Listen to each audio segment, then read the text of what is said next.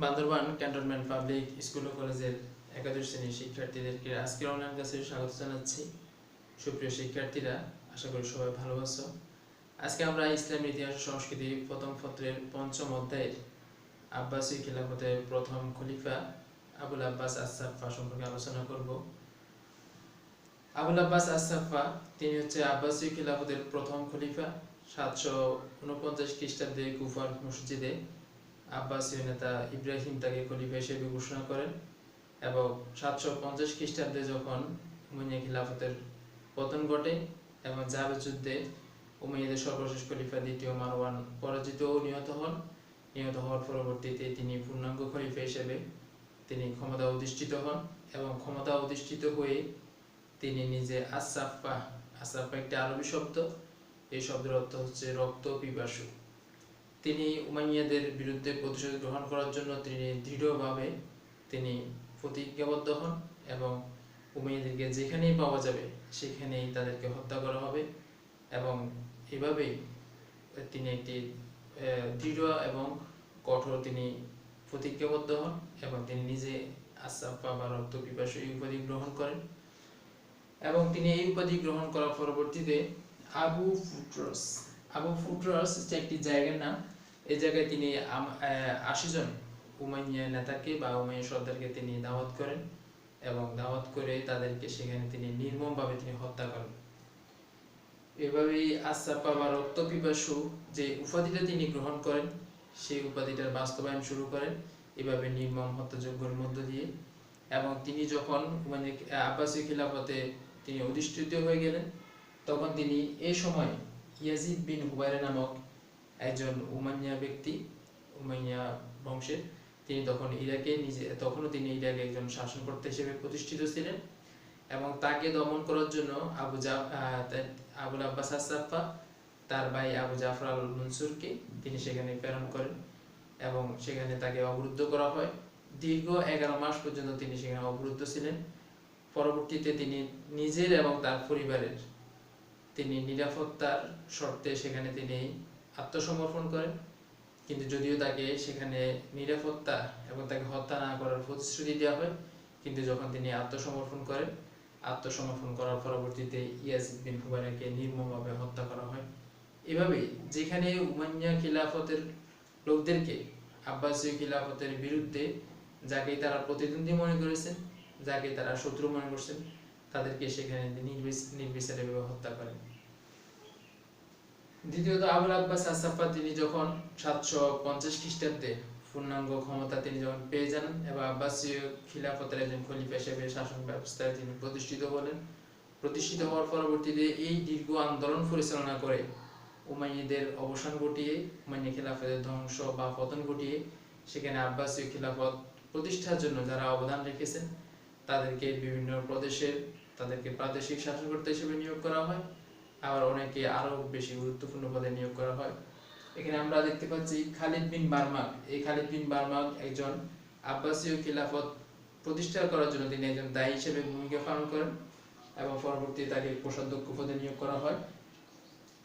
আবু মুসলিম খুরাসানি যিনি আব্বাসীয় আন্দোলনের সবচেয়ে বেশি ভূমিকা পালন করেন এবং তার এই দাওয়াতের মধ্য দিয়ে তিনি উমাইয়া খিলাফতের বিরুদ্ধে লোকদেরকে খেপিয়ে সেখানে আব্বাসী আন্দোলন পক্ষে লোকদেরকে সংগঠিত করতে যিনি সবচেয়ে বেশি ভূমিকা পালন করেন সেই আবু মুসলিম খুরাসানি, তাকে খোরাসান প্রদেশের প্রাদেশিক শাসনকর্তা হিসেবে নিয়োগ করা হয়। আবুল আব্বাস আস-সাফফা তার নিজের ভাই আবু জাফর আল মনসুর এবং ভবিষ্যৎ উত্তরাধিকারী তাকে ইরাক, আজারবাইজান ও আর্মেনিয়া এই 3টা প্রদেশে তাকে প্রাদেশিক শাসনকর্তা হিসেবে নিয়োগ করা হয়।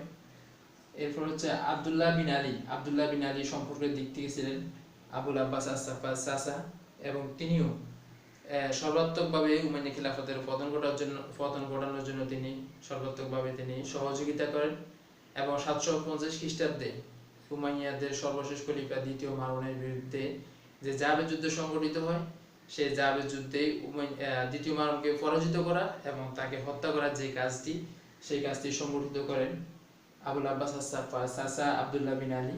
তাকে সিরিয়ার প্রাদেশিক শাসনকর্তা হিসেবে নিয়োগ করা হয় এবং আবু সালমাকে আবু জাফর আল মনসুরের উজি বা প্রধানমন্ত্রী হিসেবে নিয়োগ করা হয়। এভাবেই যারা গুরুত্বপূর্ণ অবদান রেখে উমাইয়া খিলাফতের অবসান ঘটিয়েছেন এবং সেই জায়গায় 750 খ্রিস্টাব্দে আব্বাসীয় খিলাফত প্রতিষ্ঠা করার জন্য যারা গুরুত্বপূর্ণ অবদান রাখেন তাদেরকে এইভাবে বিভিন্ন প্রদেশের শাসনকর্তা হিসেবে নিয়োগ করে এবং বিভিন্ন প্রশাসনিক গুরুত্বপূর্ণ দায়িত্ব তাদের উপর অর্পণ করে তাদেরকে পুরস্কৃত করা হয়। কিন্তু আবু সালমা যখন আবু জাফর আল মনসুর প্রধান উজির বা প্রধানমন্ত্রী হিসেবে নিয়োগপ্রাপ্ত হন তখন তার প্রচন্ড প্রভাব প্রতিপত্তি মর্যাদা ইত্যাদি দেখে আবু মুসলিম খোরাসানি তিনি শঙ্কিত হয়ে পড়েন এবং আবু সালমাকে আলী রাদিয়াল্লাহু তাআলার উত্তরাধিকারের প্রতি তাকে নমনীয় মনে করা হতো এবং তাকে একজন ষড়যন্ত্রকারী মনে করা হতো। মূলত আবু মুসলিম খোরাসানি তাকে প্রতিদ্বন্দ্বী মনে করতেন এবং তিনি তাকে প্রতিদ্বন্দ্বী মনে করে তিনি অনেকটা শঙ্কিত হয়ে পড়েন এবং একদিন রাতের বেলা আবু সালমা যখন খলিফার দরবার থেকে ফিরে আসছিলেন তখন এই সময় আবু মুসলিম খোরাসানি তিনি খলিফার মধ্যে তাদের বিশ্বস্ত যে সকল লোকেরা ছিল তাদেরকে দিয়ে আবু সালমাকে হত্যা করা হয় এবং আবু সালমাকে হত্যা করিয়ে সেখানে সেই কাজটা খারেজদের বলে চালিয়ে দেওয়া হয়। এভাবে আবু মুসলিম খোরাসানি তার পথের কাঁটা বা তার নিজের যে সংখ্যা ছিল আবু সালমার প্রতি সেই সংখ্যাটা তিনি দূর করেন। আবুল আব্বাস আস-সাফফার তিনি যখন আব্বাসী খিলাফত প্রতিষ্ঠিত হওয়ার পর তিনি যখন খলিফা হিসেবে ক্ষমতা অধিষ্ঠিত হন তখন তারা এর আগে উমাইয়াদের যে রাজধানী ছিল সিরিয়ার দামেস্ক সেটাকে নিজেদের জন্য আর নিরাপদ মনে করলেন না। সেখান থেকে রাজধানী পরিবর্তন করে সেখানে ফোরাত নদীর তীরবর্তী আল আনবার নাম একটি জায়গার নাম, সে আল আনবার নামক স্থানে তাদের নতুন রাজধানী প্রতিষ্ঠা করেন এবং তাদের পূর্বপুরুষ হাশেমের নাম অনুসারে ওই শহরকে আল হাশেমিয়া নামে সেটার নামকরণ করা হয়। এইভাবেই আবুল আব্বাস আস-সাফফা তাদের রাজধানী পরিবর্তন করেন। আবুল আব্বাস আস-সাফফা তিনি খুব বেশি দিন তার নিজের শাসনকার্য পরিচালনা করতে পারেননি। 750 থেকে 754 খ্রিস্টাব্দ পর্যন্ত তিনি শাসনকার্য পরিচালনা করেন এবং 754 খ্রিস্টাব্দের জুন মাসে তিনি বসন্ত রোগে আক্রান্ত হয়ে তিনি ইন্তেকাল করেন।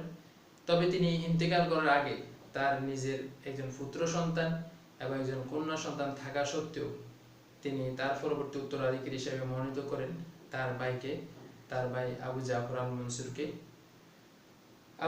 আবুল আব্বাস আস-সাফফা তিনি একজন খলিফা হওয়া সত্ত্বেও তার কোনো উপপত্নী ছিল না, তিনি শুধুমাত্র তার একজন স্ত্রী ছিল এবং তার এক পুত্র এবং কন্যা সন্তান ছিল।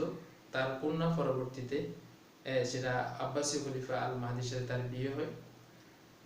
এভাবে আবু জাফর আল মনসুর আবুল আব্বাস আস-সাফফা তার পরবর্তী উত্তরাধিকারী হিসেবে আবু জাফর আল মনসুরকে তিনি পরবর্তী খলিফা ঘোষণা করেন আর 754 খ্রিস্টাব্দে তিনি মৃত্যুবরণ করেন।